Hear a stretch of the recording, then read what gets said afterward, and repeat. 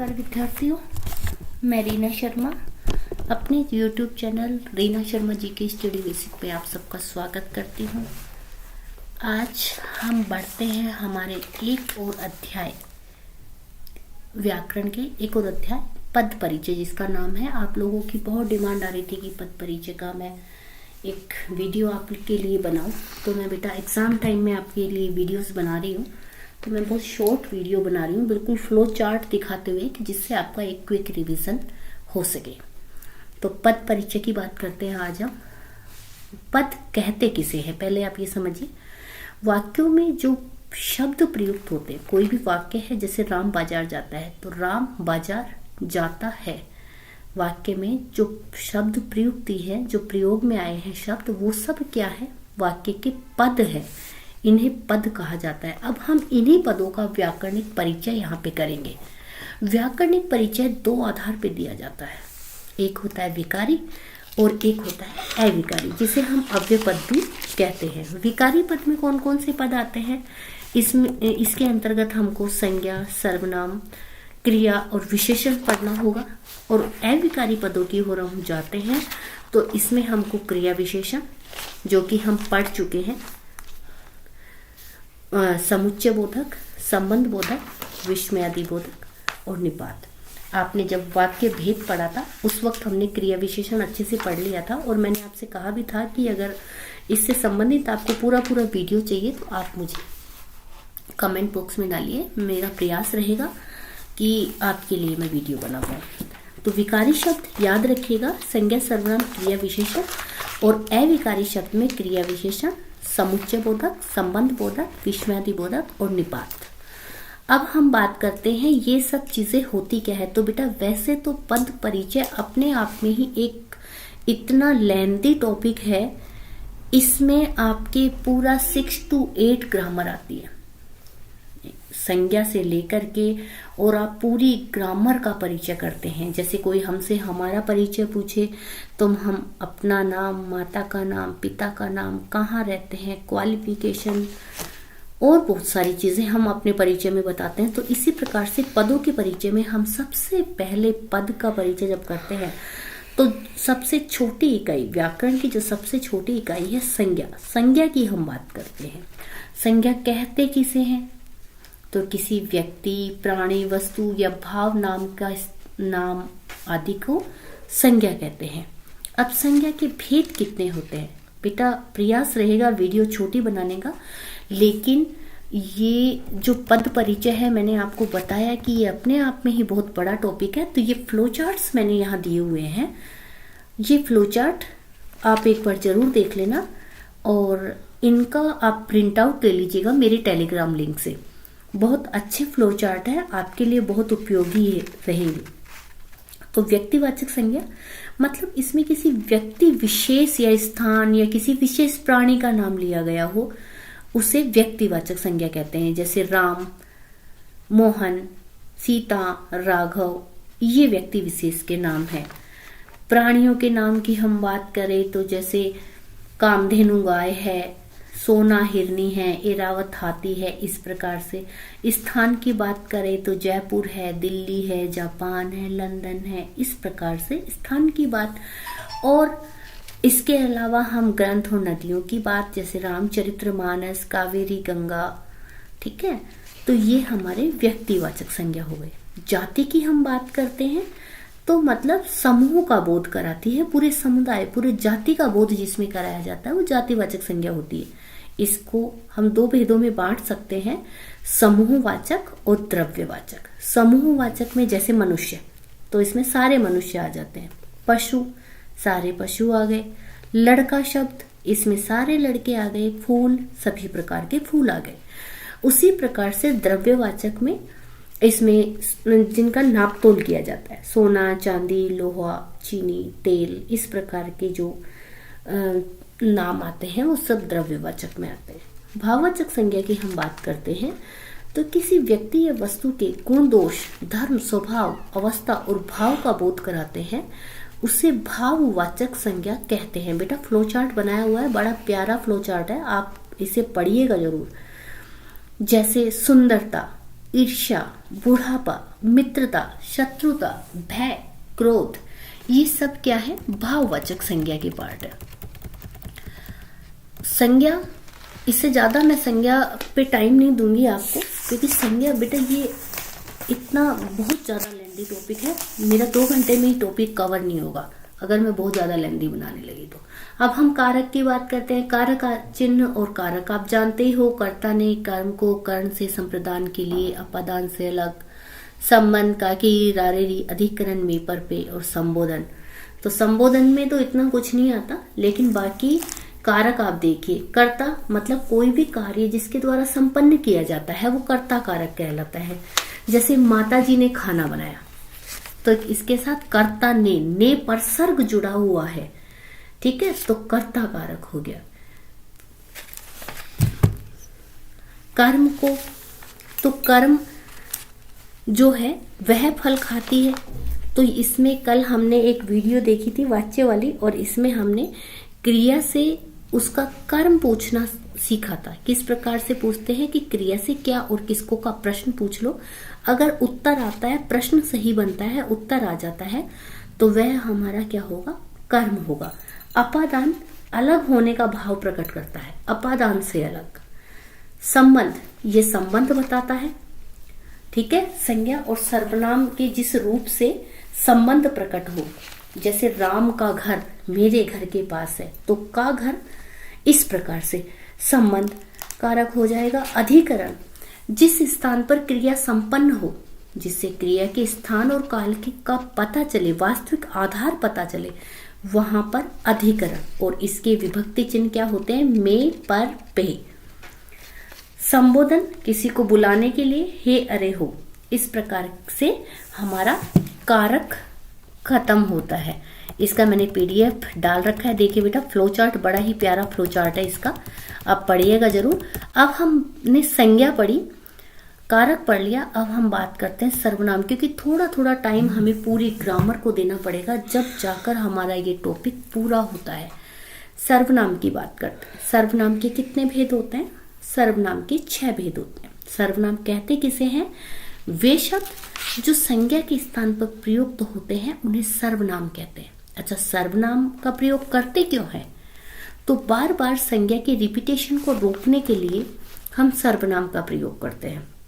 जैसे राम बाजार जाता है, राम बाजार से फल लाता है, तो बार बार राम जा रहा है, तो एक बार फर्स्ट सेंटेंस में हमने राम को भेजा और दूसरे में राम के स्थान पे वह प्रयोग किया, तो वह क्या हो गया? हमारा सर्वनाम। इसके भेद देखते हैं। पहला पुरुषवाचक सर्वनाम, दूसरा निश्चयवाचक, फिर अनिश्चयवाचक, फिर प्रश्नवाचक, संबंधवाचक और निजवाचक। पुरुषवाचक सर्वनाम, इसके भी बोलने वाला वक्ता, सुनने वाला श्रोता और अन्य जिसकी बात की जा रही है, तो प्रथम पुरुष, मध्यम पुरुष और उत्तम पुरुष। निश्चयवाचक सर्वनाम, निश्चय में किसी निश्चित व्यक्ति वस्तु की बात की जाए। अनिश्चित, जिसमें कुछ भी निश्चित नहीं हो, जैसे द्वार पर कोई खड़ा है, कुछ तो तुम्हारे बैग में है, तो इस प्रकार के सेंटेंस। प्रश्नवाचक, तुम्हारा नाम क्या है, तो ये प्रश्नवाचक। संबंध की बात करें तो संबंधवाचक सर्वनाम वह सर्वनाम होता है जिसमें वाक्य के एक शब्द का संबंध वाक्य के दूसरे शब्द से होता है। जैसे जैसी करनी वैसी भरनी, जितना पढ़ोगे उतने ही नंबर प्राप्त करोगे, जितनी मेहनत करोगे उतना ही मीठा फल आपको मिलेगा। निजवाचक सर्वनाम, निजवाचक सर्वनाम में आप शब्द का प्रयोग अपने आप के लिए किया जाता है। जैसे मैं अपने आप अपना गृह कार्य कर लूंगा, मैं अपने आप पढ़ा दूंगी, तो यहाँ आप शब्द का प्रयोग आदर सूचक अर्थ में ना लेकर के अपने आप के लिए प्रयोग किया गया है। ये हमारा सर्वनाम होता है। विशेषण देखिए, वे शब्द जो संज्ञा और सर्वनाम की विशेषता बताते हैं उन्हें विशेषण कहते हैं। जैसे सोनू अच्छा लड़का है, लड़का क्या है? संज्ञा है, लेकिन लड़का कैसा है? अच्छा है, तो अच्छा क्या हो गया? विशेषण हो गया। और अगर मैं इसी सेंटेंस को लिख दूं कि सोनू बहुत अच्छा लड़का है, तो बहुत क्या हो गया? प्रविशेषण हो गया। मतलब जो विशेषण की भी विशेषता बता दे, सोनू बहुत अच्छा लड़का है, तो अच्छा विशेषण उसकी भी विशेषता क्या है, बहुत अच्छा लड़का है, तो बहुत जो है वो प्रविशेषण हो गया, और लड़का क्या हो गया इसमें, विशेष्य। मतलब जिसकी विशेषता बताई जा रही है वो विशेष्य कहलाता है, जो विशेषता बता रहे हैं वो विशेषण, और जो विशेषण की भी विशेषता बता दे वो प्रविशेषण कहलाता है। विशेषण के 4 भेद आपके सामने हैं, गुणवाचक विशेषण, परिमाणवाचक विशेषण, स्थानवाचक विशेषण और सार्वनामिक विशेषण। गुणवाचक विशेषण में संज्ञा या सर्वनाम, इनके रंग रूप गुण आकार प्रकार, जैसे काला नीला पीला पुराना अच्छा बुरा, इस प्रकार के गुण जो हैं ये गुणवाचक विशेषण में आते हैं। परिमाणवाचक, परिमाण में नापतोल की बात की जाती है, जिसमें संज्ञा की नापतोल की बात हो रही हो। जैसे परिमाण में 2 प्रकार के, इसके भी 2 भेद होते हैं, निश्चित परिमाणवाचक और अनिश्चित परिमाणवाचक। जैसे हम कहें कि चाय में थोड़ा दूध डाल देना, तो थोड़ा मतलब निश्चित नहीं है, इसका मतलब दूध नाप सकते हैं 1 लीटर 2 लीटर, तो नापतोल की बात तो की जा रही है, लेकिन हमें यह पता नहीं है कि थोड़ा मतलब कितना, तो अनिश्चित परिमाणवाचक। और यदि हम कहें कि आधा लीटर दूध चाय में डाल देना, तो इसका मतलब निश्चित परिमाणवाचक विशेषण यहाँ पे होगा। संख्यावाचक विशेषण की बात करते हैं।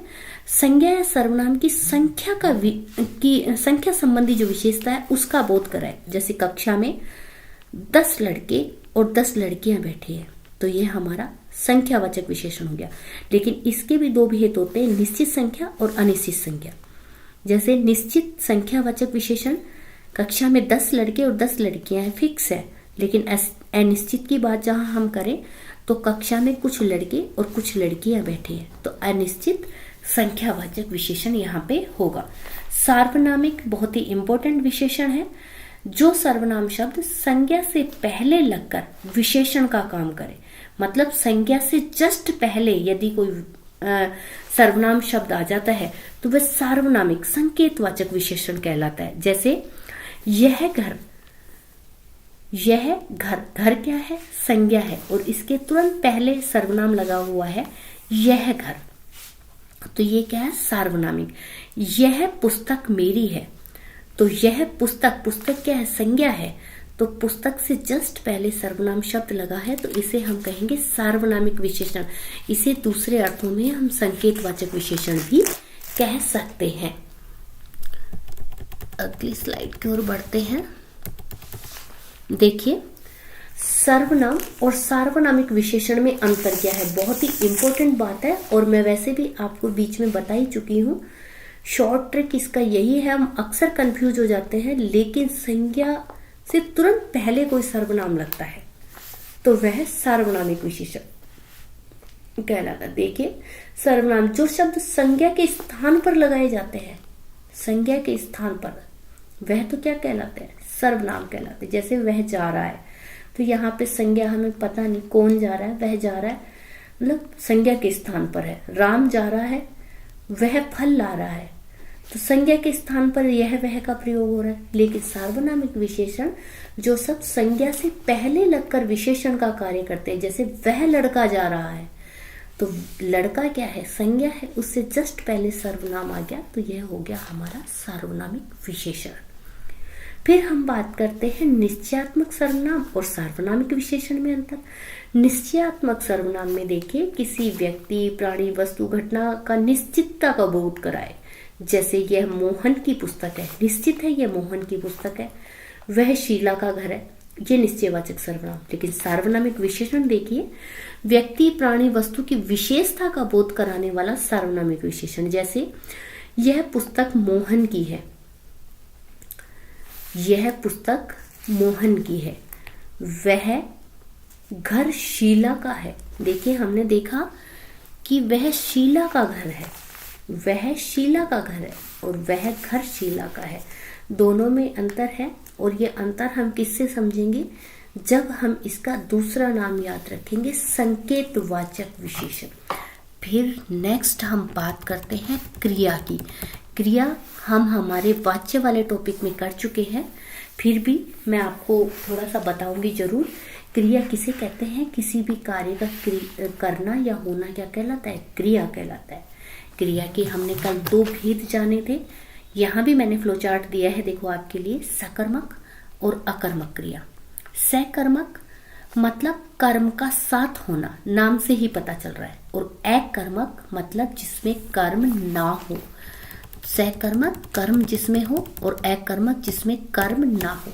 और कर्म ढूंढने की ट्रिक हमने क्या देखा था कि वाक्य में हम क्रिया ढूंढेंगे, क्रिया जिससे कार्य कर रहे हो, कार्य का होना या करने का पता चले क्रिया, और उससे हम क्या किसको का प्रश्न पूछेंगे तो वह हमारा कर्म आ जाएगा। अब हम बात करते हैं क्रिया विशेषण की। क्रिया विशेषण भी हमने वाक्य भेद में पढ़ लिया था। देखिए क्रिया विशेषण को भी एक बार और देख लेते हैं।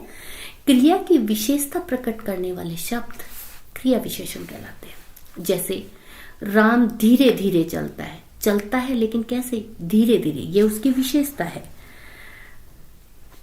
देखिए जैसे धीरे धीरे, यहाँ, ऊपर, एकाएक, अभी, कल, परसों, सुबह, रात भर, दिन भर, इस प्रकार के जो शब्द आते हैं वो क्रिया विशेषण में आते हैं। क्रिया विशेषण के प्रकार की हम बात करते हैं तो कालवाचक, रीतिवाचक, स्थानवाचक और परिमाणवाचक। क्रिया के पूरा होने का जब पता चलता है, उसके समय का पता चलता है। जैसे आजकल, आप देर से आते हैं तो यहाँ पे आजकल क्या है, कालवाचक क्रिया विशेषण। रीति की बात करते हैं, रीति मतलब होता है एक तरीका, कार्य करने की विधि। जैसे धीरे धीरे, राम धीरे धीरे चलता है तो राम के चलने का क्या तरीका है कि वह धीरे धीरे चलता है। घोड़ा तेज दौड़ता है तो घोड़े के दौड़ने का तरीका क्या है कि तेज दौड़ता है, तो ये क्या है, रीतिवाचक क्रिया विशेषण। स्थान की बात करते हैं, क्रिया के होने के स्थान का पता चले।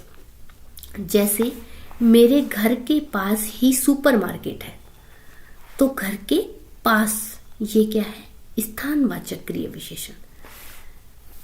फिर हम बात करते हैं परिमाण, मात्रा की, नापतोल की बात कर रहे हैं। जितना पढ़ोगे उतने अच्छे नंबर प्राप्त होंगे, तो ये क्या है, नापतोल वाली बात हो रही है। जितना खाना है उतना ही थाली में लेना है, तो ये क्या है, नापतोल वाली बात हो रही है। बेटा पूरी व्याकरण को एक साथ कराने के लिए लगभग 4-5 घंटे चाहिए। मैं बहुत ज़्यादा डेप्थ में अगर आपको पढ़ाती हूँ तो, इसलिए मैंने ये फ्लो चार्ट आप लोगों के लिए हैं। ये फ्लो चार्ट जो है आप अपनी कॉपी में बना सकते हैं या आप प्रिंट आउट लीजिए। बहुत अच्छे फ्लो चार्ट हैं और एग्जाम्पल के साथ मैंने इन्हें तैयार करवाया है। तो कोशिश है मेरी आप लोगों को कि छोटे से में ही आपको बहुत ज़्यादा नॉलेज देने की, मतलब गागर में सागर भरने का काम यहाँ पे किया गया है। देखिए नेक्स्ट हम बात करते हैं संबंध बोधक। जो अव्यय शब्द वाक्य में आए शब्दों का एक दूसरे से संबंध बताते हैं उसे क्या कहते हैं, संबंध बोधक कहते हैं। फिर जैसे मेरे घर के पास में तुम्हारा घर है, घर के बाहर एक आम का पेड़ है, तो ये क्या है, संबंध बता रहे हैं। काके की लग करके संबंध बताया जाता है। घर के पीछे एक पार्क है, इस प्रकार के। घर के बाहर एक रोड है, तो इस प्रकार के बाहर, के सामने, के पीछे, के मध्य में, के द्वारा, इस प्रकार के जो शब्द होते हैं वो संबंध बोधक में होते हैं।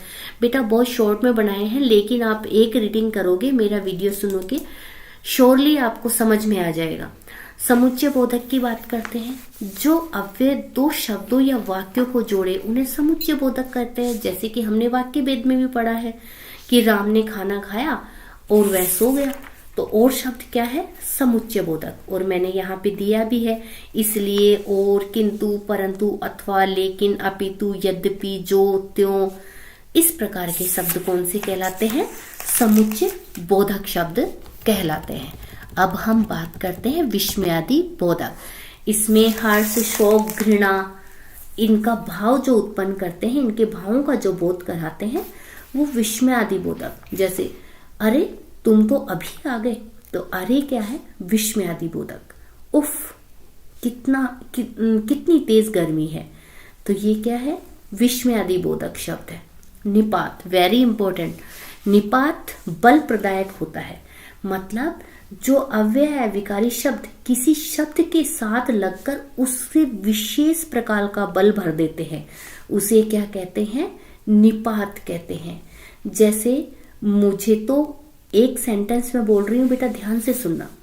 जैसे मैं कहूं कि मुझे पढ़ना है और दूसरा मैं कहूं कि मुझे तो पढ़ना ही है, तो दूसरे वाले में मैंने जोर दिया, बल प्रदान कर दिया उसे, तो इसे क्या कहते हैं? निपात।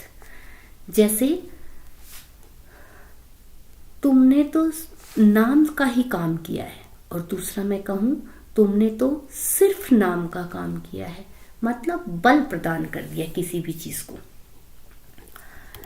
देखिए बेटा, अब मैंने यहाँ पे आपके लिए पद परिचय से संबंधित उल्लेखनीय बिंदु, एक रिवीजन पॉइंट आपके लिए डाला है। देखो, हम संज्ञा पढ़ेंगे तो संज्ञा के 3 भेद पढ़ेंगे, व्यक्ति, जाति, भाव, ठीक है।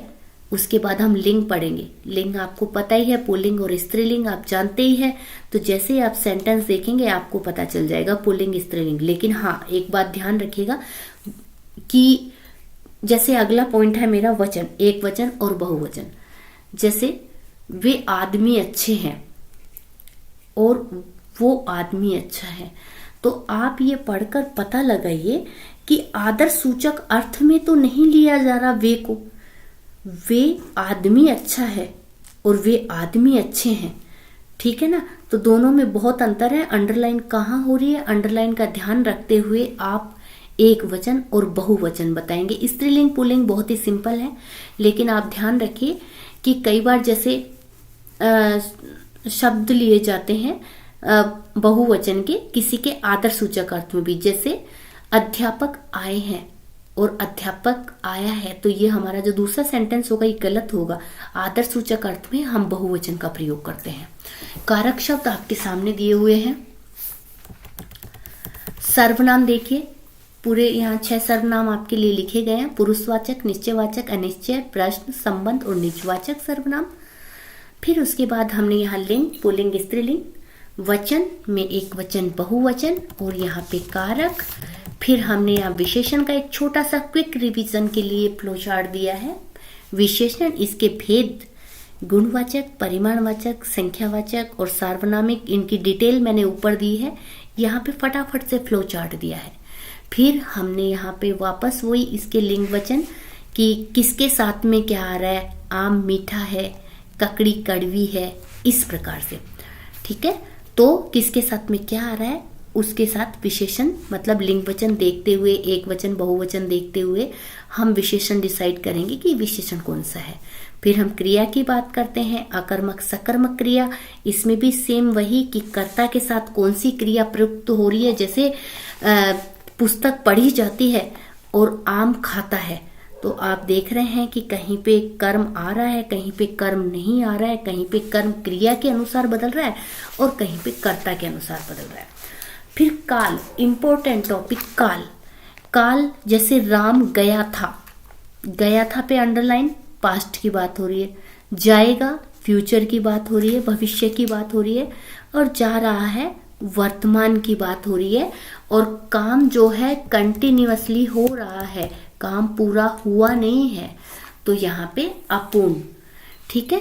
फिर हम क्रिया विशेषण की बात करते हैं। इसमें कालवाचक, स्थानवाचक, रीतिवाचक और परिमाणवाचक। काल की बात जब तक में, स्थान की जहां वहां, रीति की बात करते हैं तो जितना जैसे तैसे, और परिमाण की बात करते हैं, मात्रा की बात करते हैं तो जितना उतना। विशेष मतलब जिसकी विशेषता बताई जा रही है वो क्या कहलाता है, विशेष्य कहलाता है। जिस संज्ञा सर्वनाम की विशेषता बताने वाला कोई शब्द आ जाता है वह विशेषण कहलाता है, और विशेषण की भी कोई विशेषता बताता है तो वह प्रविशेष्य कहलाता है। संबंध बोधक देखिए, संज्ञा सर्वनाम के साथ लगकर वाक्य के अन्य पदों के साथ संबंध का जो बोध कराता है वह क्या कहलाता है, संबंध बोधक कहलाता है। समुच्चय बोधक मतलब जोड़ने वाले, दो पदों को, दो वाक्यों को जो जोड़ने का काम करता है। जैसे मैंने पढ़ा और मुझे समझ में आ गया, मैंने पढ़ाया और मुझे अच्छा लगा, इस प्रकार के जो शब्द होते हैं, जो वाक्य होते हैं, वो समुच्चय बोधक होते हैं। देखिए विस्मयादि बोधक, विस्मयादि बोधक में हर्ष, शोक, घृणा, विषाद, इनके जो भाव प्रकट होते हैं, अरे वाह आपके बहुत अच्छे नंबर आए हैं। तो इस प्रकार के जो सेंटेंस होते हैं वो विस्मयादि बोधक में, और निपात हमारा बल प्रदायक होता है। अब देखिए यहाँ पे मैंने कुछ एक्सरसाइज आप लोगों के लिए डाली है। जैसे बुरा, वह बुरा लड़का है, तो लड़का कैसा है? बुरा। मान लो मैंने बुरा पे अंडरलाइन किया, वह लड़का कैसा है? बुरा है। तो यहाँ पे तो सिंपल ही हमने विशेषण बता दिया, लेकिन क्रिया विशेषण की बात करें तो जो कुछ हुआ, बुरा हुआ, होना क्या है? क्रिया है। तो हुआ कैसा? बुरा। तो बुरा पे फिर यहाँ पे अंडरलाइन किया, तो ये क्या बन जाएगा? हमारा क्रिया विशेषण बन जाएगा। दूसरा देखिए, मुझे थोड़ी और चाय दो। क्या दो? चाय दो। कितनी? थोड़ी और। विशेषण है। कौन सा विशेषण है? आपके दिमाग में आ जाना चाहिए बेटा उत्तर। कौन सा विशेषण है? परिमाणवाचक। लेकिन थोड़ी है, परिमाण निश्चित नहीं है, तो अनिश्चित परिमाणवाचक। ठीक है। और लोग क्या कर रहे हैं? ठीक है, लोगों के बारे में बात हो रही है कि वो क्या कर रहे हैं। विशेषण, राम और श्याम सगे भाई है, और लगा हुआ है, तो समुच्चय। ठीक है। इसी प्रकार से कौन आया है? सर्वनाम। और बाहर कौन आदमी खड़ा है? कौन आदमी, आप देखिए, आपको याद होना चाहिए कि यहाँ पे मैंने संज्ञा के साथ में सर्वनाम का प्रयोग किया है। कौन आया है? वहां पे सर्वनाम, अनिश्चयवाचक सर्वनाम। लेकिन दूसरे में आप देखिए कि सार्वनामिक विशेषण है। तो इसी प्रकार से मैंने पूरे फ्लो चार्ट और फ्लो चार्ट का क्विक रिवीजन और कुछ छोटे छोटे पॉइंट्स जो अभी इसी सीबीएसई एग्जाम में आपको देखने को मिलेंगे कि ये छोटे छोटे जो वर्ड है, जो शब्द है, इनके ऊपर अंडरलाइन आ रहा है, इनमें आप कंफ्यूज हो जाएंगे। इसलिए मैंने आप लोगों के लिए ये एक्सरसाइज, एक स्पेशल एक्सरसाइज बनाई है। आप इसे जरूर पढ़िएगा। और कुछ मैंने यहाँ पे आप लोगों के लिए कुछ और थोड़े से इम्पोर्टेंट पॉइंट्स निकाले हैं। इसके साथ ही आपका ये चैप्टर खत्म होता है। बहुत प्रयास किया है वीडियो को बहुत शॉर्ट बनाने का, लेकिन बेटा फिर भी आधे घंटे की ये वीडियो बन ही गई है, क्योंकि इसमें आपको पूरी ग्रामर पढ़नी पड़ रही है। लेकिन आप घबराइए मत, बहुत ज़्यादा डेप्थ में पढ़ने की ज़रूरत नहीं है। मेरी वीडियो सुनिए, आप ये नोट्स एक बार गो थ्रू कर लीजिए, आपको बहुत अच्छे से समझ में आ जाएगा। क्योंकि अभी ऐसा नहीं है कि आपको बिल्कुल समझ में नहीं आ रहा, आपने बहुत अच्छा किया है और बहुत अच्छा ही आपके साथ होगा। ठीक है। और अगर आपको कोई भी डाउट हो तो आप मेरे टेलीग्राम लिंक को ज्वाइन कीजिए। वहाँ से आप मुझसे कुछ पूछ भी सकते हैं और आप अपनी बात भी वहाँ पे रख सकते हैं। कमेंट बॉक्स में आप कमेंट डाल सकते हैं। और अगर आपको मेरा चैनल अच्छा लगा हो, आपके लिए हेल्पफुल हो, तो मेरे वीडियो को लाइक कीजिए, शेयर कीजिए और सब्सक्राइब कीजिए। धन्यवाद।